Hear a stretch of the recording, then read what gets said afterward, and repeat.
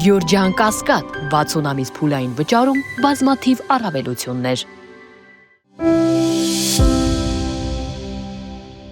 Ալիևը նախապայմանների ու պարտադրանքների լեզվով է խոսում, իսկ Փաշինյանը դեռ շարունակում է առաջարկությունները Բաքվի ինքնահավան ու Կովկասում իրեն առաջնորդ ինքնահռչակածին։ Հիշենք, Փաշինյանը ամիսներ առաջ առաջարկեց Ալիևին ընդունել համատեղ ճանապարհային քարտեզ, փակել ադրբեջանական արևմտյան Ադրբեջան Հայաստան վերադառնալու նարատիվը, հայկական կողմն էլ կփակի Արցախ վերադառնալու թեման։ Որովհետև ասում են, վերադառնանք, ես ասել եմ դա իրատեսական չի։ Ալիևն ինչպես միշտ Փաշինյանի ներկայացրած այս եւ նախորդ առաջարկներին ոչ միայն դրական չարձագանքեց, այլ ընդհանրապես չարձագանքեց։ Ավելին, խաղաղության կեղծ օրակարգը եվրոպական քաղաք Մյունխեն քարշ տված Ադրբեջանի նախագահը խաղաղության ջատագոբ ու գործընկեր Փաշինյանին հիշեցրեց, իր համար ադրբեջանցիների Հայաստան վերադառնալը փակված թեմա չէ։ Ընդհանրապես արևմտյան Ադրբեջան նարատիվը պետական քաղաքականություն է եղել այդ երկրի համար դեռևս 14 թվականից։ Ըստ փորձագետների այն հայ-ադրբեջանական բանակցային սեղանին է դրված 2020-ից։ Նման դիրքավորումով բանակցությունները բավականին ուժեղ են դարձնում Հայաստանի դիրքերի համեմատությամբ, հատկապես երբ որ մենք հրաժարվել ենք բոլոր տեսակի հայցերի միջազգային ատյաններ։ Ներկա իրավիճակում մենք ունենք մի դրություն, որի պարագայում Հայաստանի Հանրապետության ղեկավարության դիրքորոշումը ընդդիմանալու ադրբեջանցիների վերադարձի իրավունքին այն մեկնակետում, որ իրենք հայտարարել են, ուղղակի միջազգային հանրության կողմից ընկալելի չի։ Ըստ փորձագետների Հայաստանը հիմա չի էլ կարող ընդդիմանալ ադրբեջանական առաջ քաշած նախապայմաններին ու պարտադրանքներին, այն կբերի բանակցային գործընթացի խզման սահմանային էսկալացիայի։ Հիմա դա կներկայացնեն որպես ներքին օրակարգ, որ գիտեք, մենք սահմանադրությունը վաղուց ուզում ենք փոխել, փոփոխությունների կարիք կա։ Նախորդ բոլոր սահմանադրական հանրակրթությունները եղել են կեղծված, մեր սահմանադրություն եւ այլն, տարբեր թեզիսներով, բայց սա ադրբեջանական նարատիվ է եւ Ադրբեջանի պահանջի կատարում։ Առանց այդ պահանջի թրիփի շուրջ ստորագրված փաստաթուղթը միշտ վարին չի ստանալու։ Ըստ քաղաքագետի, եթե հանկարծ Հայաստանի իշխանությունները փորձեն այդ հանձնառություններից հրաժարվել եւ դրանք չկատարել, միաժամանակ Հայաստանի եւ Ադրբեջանի միջև տեղի ունենալու ռազմական էսկալացիա։ Կարող եք նաև Ադրբեջանի Հանրապետությունում զինված ուժերի շինարարության հետ կապված իրենց կողմից իրականացվող, այսպես ասած, բյուջետային միջոցների հատկացման չափը, ռազմական գնումները եւ այլն։ Նախապայմանները հանձնառությունը Հայաստանի Հանրապետությունը ստանձնել է օգոստոսի 8-ի այդ ստորագրված հայտարարությամբ։ Հայ-թուրքական սահմանը երրորդ երկրների քաղաքացիների, նաև դիվանագիտական անձնագիր ունեցողների համար բացել, բանագնացներ Ռուբինյանն ու ՔԼՉ պայմանավորվել էին դեռ 2022-ին։ Մինչև օրս սահմանագոտու այս դարպասները պինդ փակված են։ Ի վերջո, երբ կբացվեն, Երևանն ու Անկարան բանակցությունները շարունակում են, կոնկրետ ժամկետներ հիմա էլ չկան։ Մեր երկրի անվտանգության խորհրդի քարտուղարն է հայտարարում։ Ժամկետի մասին որևէ բան չեմ կարող ասել։ Մենք ակնկալում ենք, որ այն պայմանավորվածությունները, որոնք ունեցել ենք Թուրքիայի հետ, կիրականացնենք եւ շարունակում ենք քննարկել թուրքական կողմի հետ, որպեսզի այդ պայմանավորվածությունները իրականություն դարձնենք հնարավորինս շուտ։ Իսկ Թուրքիայից դեռ նախորդ տարեվերջին էին խոստանում այս տարեսկզբին սիմվոլիկ քաղաքականություն վարել հայ-թուրքական հարաբերությունների կարգավորման համար։ Եվ չնայած Ռեջեփ Թայիպ Էրդողանը փակագծեր չէր բացել, թե ինչ նկատի ունի ասելով խորհրդանշական քայլեր, մասնագետերի համար ակնհայտ էր թուրքական սիմվոլիկայի սլաքները առավելագույնը կարող են թեքվել օրինակ Մարգարա Ալիջանի բացելու սահմանը հենց երրորդ երկրների քաղաքացիների ու դիվանագիտական անձնագիր ունեցողների համար։ Այսինքն, բանագնացների պայմանավորվածությունից գրեթե 4 տարի անց իբրև բարի կամքի դրսևորում մեզ մատուցել այն, ինչի շուրջ պայմանավորվածությունը փաստացի վաղուց կար։ Իհեճուկս ներքին քննադատության, իհեճուկս ամենատարբեր բնույթի քննադատությունները, որոնք հնչել են Հայաստանի իշխանությունների հասցեին, Հայաստանի իշխանությունների կողմից կատարված խորհրդանշական եւ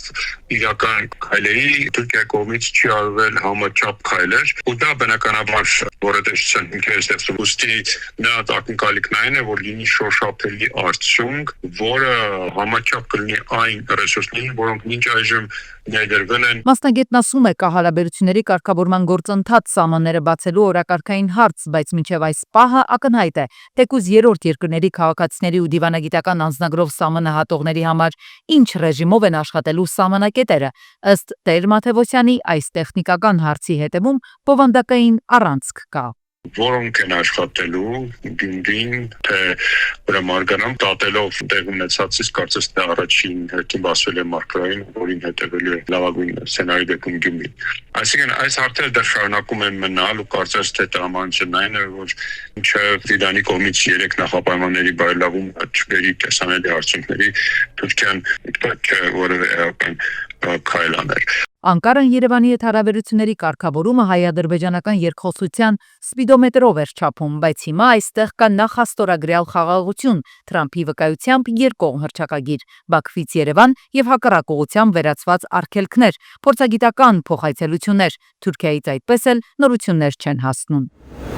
Խաղաղության լարախաղացը աստան կտրած պրկուրը բերանին չի հասկացվում դիտավորյալ, թե պատահմամբ դիմակազերծում է ինքն իրեն, բացահայտում իրական մարտավարությունը, որը հետևողականորեն առաջ է մղում եւ Արցախի նախկին ղեկավարության եւ Հայաստանի հետ հարաբերությունների հարցում։ Ալիևը փաստորեն բացառում է Բաքվում պահվող գերիների ազատ արձակման որևէ սցենար, հարցը քաղաքականից տեղափոխելով իրավական դաշտ։ Եվ այստեղ նկատենք նրա խոսքի ամենավտանգավոր հատվածը։ Պատմական համեմատական է տանում Նյուրնբերգյան դատավարությանն հետ, ասելով, թե Արցախի նախկին ղեկավարների մեջբերում հանցագործությունները նույնն են կամ նույնիսկ ավելի ծանր, քան նացիստերի կատարածը Երկրորդ համաշխարհայինի ընթացքում։ Ասում է, նահանգների փոխնախագահ Վենսին են ասել Ադրբեջանի դիրքորոշումը։ Նացիստների ու հայերի զուգահեռումը լրագրողին թերևս զարմացնում է, հարցնում է. նույնն են արդյոք ձեզ համար։ It's even worse. Այո, անկասկած, ավելի վատ է, ավելի վատ։ Նրանց հանցագործությունները նույնիսկ ավելի վատ էին, քան նացիստների կողմից Երկրորդ համաշխարհային պատերազմի ժամանակ արվածը։ Ալիևի այս պատասխանը ըստ էության խոսում է այն մասին, որ Վենսի հետ ոչ թե քննարկում է եղել կամ միջնորդության հարց է առաջ եկել, այլ ինքը վերջնական դիրքորոշում է հայտնել, որ վերանայման ենթակա չէ։ Միջազգային լսարանն է Ալիևի քաղաքական այս ուղերձի հասցեատերը արդյոք։ Նյուրնբերգը միջազգային փոխհամաձայնեցված միջազգային տրիբունալ էր, անկախ դատական կազմով Բաքվի դատարան կոչվածում ոչ անկախ փաստաբան կա, ոչ էլ իրավապաշտպան, ոչ միջազգային դիտորդ փակ դռների հետևում կազմակերպված ֆարսը նկարահանում գրում են միայն պետական քարոզչամեքենայի սպասարկումները, ու այսպիսով փորձարկումներ է անում ակնհայտ քաղաքական հաշվեհարդարը որպես միջազգային արտարադատություն ներկայացնել ու քողարկում է շրջանցում թեման, թե ինչու է հայերից պահանջում միջազգային ատյաններից Բաքվի դեմ հայցերը հետ կանչեր։ Եթե Ադրբեջանը ունենար փաստական հենք, ապա Ադրբեջանի համար շատ շահավետ կլիներ գնալ միջազգային դատարաններ եւ ապացուցել դա։ Եվ պատկերացնենք այդ աղմուկը, որ ինքը կստանա։ Եթե ինքը ուզում է ինչ-որ բան ապացուցել միջազգային հանրությանը, ապա իր համար ամենաշահավետը կլիներ այդ գործերով գնալ միջազգային դատարաններ։ Բայց ինքը դա չի կարող անել եւ չի անելու երբեք։ Ընդհակառակը իրեն պետք է որպեսզի Հայաստանը առհասարակ այդ հայցերից հրաժարվի, որովհետեւ փաստական հիմքը Հայաստանի ձեռքն է։ Արցախի ռազմաքաղաքական ղեկավարության ու նացիստ առաջնորդների միջև հավասարության նշան դնելով էլ նա ըստ էության ասում է այս հարցում քաղաքական լուծում չկա, չի լինի։ Եվ ուրեմն ինչ խաղաղության մասին է խոսքը։ Ֆասադն է խաղաղությունը, պատկերավոր ասած ներսում բոլորովին այլ պատկեր է, եւ այդ պատկերը նոր չէ, որ ձևավորվել է։ Վաշինգտոնի օգոստոսյան ողջավորության ժամանակ Թրամփը խոստանում էր գերիների հարցով դիմել Ալիևին։ Հիմա պարզ է դառնում, որ փոխնախագահ Վենսը ընդամենը բարձրացրել է հարցը։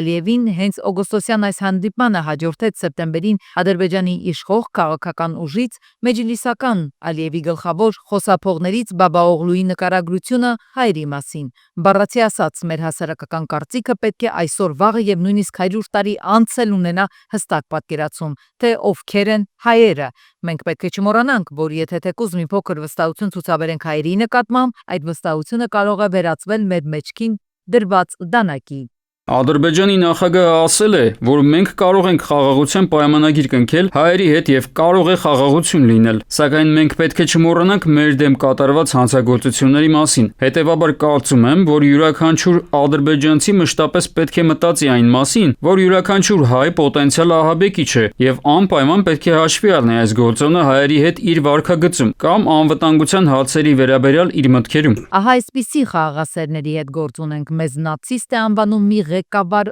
ով արդեն 2 տասնամյակ զբաղված է քնածային կացնահարած Ռամիլ Սաֆարովի հերոսացմամբ, պատերազմում սանձազերծած անտառներում հայ զինվորներին ֆոսֆորով վառած, տննդատուն գնդակոծած հայ կանանց անդամահատած ու իր գազանությունը տեսանկարահանած ռազմական հանցագործը Նյուրնբերգի անունն է հիմա հիշատակում ու հրեշտակ ձևանում։ ԿԳՄՍ նախարարությունը փոփոխություններ է կատարել հանրակրթական դպրոցների տնօրենների նշանակման եւ մրցույթի կարգում, պարզեցնելու եւ տվայնացնելու գործընթացը։ Այժմ տնօրենների թափուր տեղերի մրցույթը եւ մասնակցության հայտերը ներկայացվելու են էլեկտրոնային հարթակում։ Ներկայացվել է նաեւ տնօրենների գործուղման մեխանիզմը այն դեպքերի համար, երբ մրցույթի արդյունքներով դիրքը չի համալրվում կամ տնօրենը ազատվում է ցածր կատարողականի պատճառով։ Գործուղված թեկնածուն նույնպես անցնում է զարգացման ծրագրի եւ հարցազրույցի փուլ։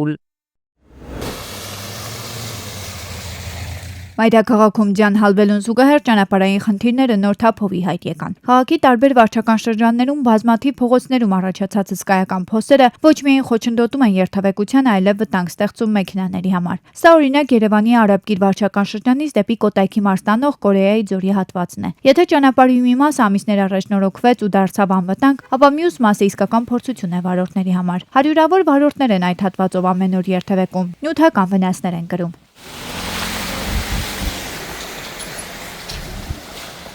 Ամբողջ Կորեայի ձորը անմխիթար վիճակ է։ Այս ճանապարհը եթե սարքեն, երթևեկությունը հաստատ կթեթևանա։ Իսկ հանգստյան օրերին ընդհանուր առմամբ փոսալցման աշխատանքներ են կատարվել վարչական շրջաններում Տիգրան Ավինյանի հանձնարարությունից հետո։ Թբիլիսյան եւ Արտաշատի խճուղիներում, Վարդանանց, Աճարյան, Հալաբյան, Քրքրքորյան, Դավիթբեկի փողոցներում ամբողջ գիշեր տեխնիկա է աշխատել։ Մնաց որակ լինի, որակ։ Մի հատ թեթև անձրևը չփռշտա նորից ասֆալտը տանի։ Ինտենսիվ աշխատանքներ են իրականացվել Քանագերզեյթուն եւ Ավան վարչական շրջաններում։ Թբիլիսյան խճուղում անորակ ասֆալտը հեռացվել է։ Եղանակի տաքանալուն պես կսկսվեն փոսալցման աշխատանքները։ Դրանք տեղում ղեկավարել են Քանագերզեյթուն վարչական շրջանի ղեկավարն ու Երևանի քաղաքապետարանի շինարարության ու բարեկարգման վարչության պետը։ Ոչ որակյալ, արդեն մեռած ասֆալտ, որը այստեղ կատարվել էր 1 տարի առաջ եւ խոստացել են, որ այն մոտավորապես գոնե 5 տարի առանց խնդրի կշահագործվի։ Հիմա տեսնում եք, հատուկ տեխնիկայով հեռացնում են այդ ասֆալտը, որ հետո արդեն կատարեն ժամանակավոր փոսալցման աշխատանքներ։ Իդեպ բոլոր տեղերում փոսալցման աշխատանքները կատարողների անվտանգությունն ապահովել են պարեկները, սակայն դեռ բազմաթիվ նման փողոցներ կան, որտեղ երթևեկելը դառնում է անհնար հսկայական փոսերի պատճառով։ Որտեղ անտանելի է։ Հակասանիտարական վիճակի Աչափնյակում Բեկնազարյան փողոցում մի քանի օր է կեղտաջրերի հոսքը չի դադարում։ Քաղաքացիներն անցուդարձ են անում այդ ամենի միջով, ամեն օր ստիպված լինում շնչել գարշահոտը։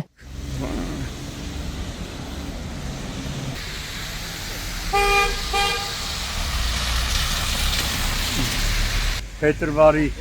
18-ն է Երևան, Աչափնյակ վարչական շրջան, Բեկնազարյան փողոց, տեսակ, քիչ առաջ հետիոտը երեխային մանկական սայլակով ոնց էր կեղտաջրի միջով տեղափոխում, գարշահոտը անգամ մի քանի 100 մետրից գալիս է։ Վերևն էլա, չէ։ Հաճեսի կարևոր է, սա շատ կարևոր է։ Այսօր 5-րդ օրն է։ Կեղտաջրերի հոսքը միայն Բեկնազարյան փողոցով չէ, որ ավարտվում է, դրանք հասնում են մինչև Բաշին-Ջաղյան, անգամ Մարգարյան փողոց։ Համաճարակի վտանգը օր-օրի է ավելանում, հատկապես որ մարդաշատ փողոց է։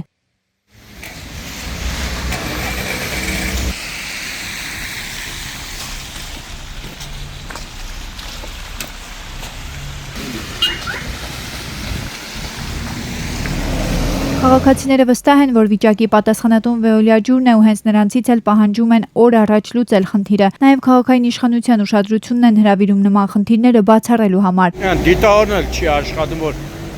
կեղտաջուրը քաշի։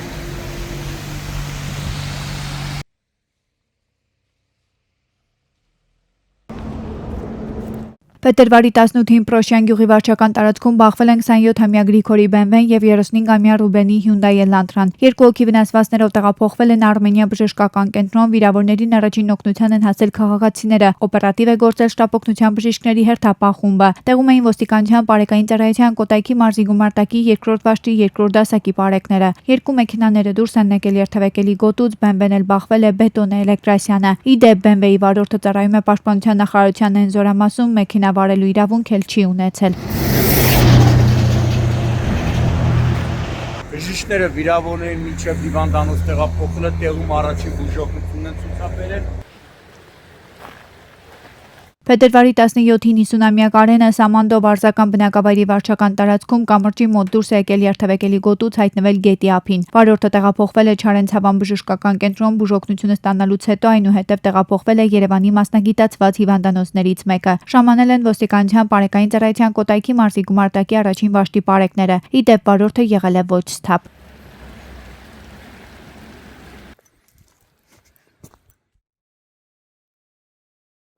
Եվ Նուբարաշենում վերսկսվել է ճանապարհի նորոգումը, 1 ամիս է շինաշխատանքները դադարել էին եղանակային անբարենպաստ պայմանների պատճառով։ Հիմա իրականացվում են բետոնե պատնեշի հենապատի կառուցման աշխատանքներ, տեղադրվում են հատուկ կոնստրուկցիաներ, հետո էլ անցկացվելու են ջրահեռացման համար խողովակները։ 80 սանտիմ հեռավորությունների վրա տենց մինչև վերջ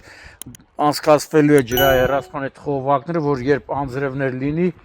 այդ ջրախողովակի միջոցով անձրևները դուրս գան, կուտակում չունենա եւ փլուզում տեղի չունենա։